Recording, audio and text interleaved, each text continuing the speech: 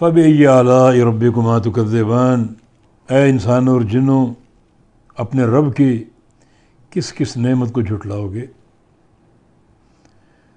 تو یا اللہ ہم اقرار کرتے ہیں، لا بشیء من آلائک ربنا نکذب ولک الحمد، ہم تیری کسی نعمت کی نہ تکذیب کرتے ہیں نہ انکار کرتے ہیں، ہر قسم کی حمد تیرے لیے ہے، یہ نعمت ساری تیری طرف سے ہیں۔ یہ جو سید الاستغفار، اس میں آپ یہ اقرار کرتے ہیں، ابوء لک بنعمتک علی و ابوء بذنبی، کہ اللہ میں تیری ہر نعمت کا اقرار کرتا ہوں اور اپنے ہر گناہ کا اقرار کرتا ہوں۔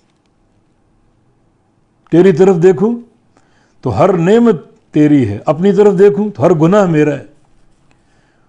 تیری نعمتوں کا بھی اقرار ہے، اپنے گناہوں کا بھی اقرار ہے۔ فاغفر لی فإنہ لا یغفر الذنوب الا انت، مجھے بخش دے، مجھے معاف کر دے، تیرے علاوہ کوئی گناہوں کو معاف کرنے والا نہیں ہے۔ ذواتا افنان، یہ دونوں باغ جو ہیں افنان والے ہوں گے۔ افنان، افنان یہ جمع ہے فنن کی، دو نون، فا نون نون، جس کا معنی شاخ،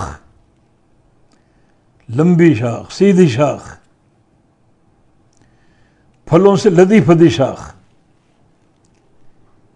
یہ دونوں باغات شاخوں والے، بڑے گھنے۔ یا افنان فنن کی جمع، جس کا معنی ہوگا انواع و اقسام کے درخت، مختلف پھل اور پھلوں سے بھرے درخت ان باغات میں ہوں گے۔ ان باغات کا حسن ہوگا شاخوں والے درخت، پھلوں سے بھرپور درخت اور قسمہ قسم کے پھلوں کے درخت، ذواتا افنان۔ فَبِأَيِّ آلَاءِ رَبِّكُمَا تُكَذِّبَانِ، اور آگے فرمایا کہ فِيهِمَا عَيْنَانِ تَجْرِيَانِ، ان دونوں باغات میں، جو پیچھے دو جنتوں کا ذکر ہے، اس میں دو چشمے ہوں گے جاری، جن کا پانی جاری ہوگا۔ تو جاری پانی یہ بھی ایک حسن ہے، اور جس چشمے کا پانی جاری ہو وہ زیادہ خوبصورت بھی ہے، وہ پانی زیادہ لذیذ بھی ہے، بجائے اس کے کہ ایک جھیل کی شکل میں پانی کھڑا ہو۔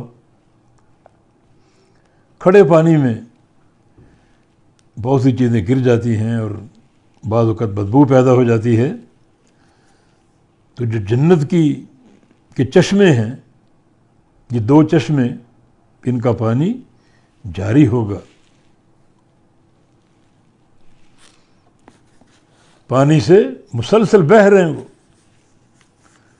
یہ چشموں کا حسن اور پانی کی لذت،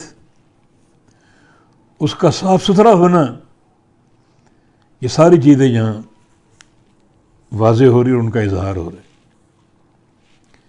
فَبِأَيِّ آلَاءِ رَبِّكُمَا تُكَذِّبَانِ، رب تعالیٰ کی کس کس نعمت کو جھٹلاؤ گے؟ اخروی نعمتیں ہیں یہ، جنتیں، جنت کے باغات، انواع اقسام کے پھل، بہترین پانی،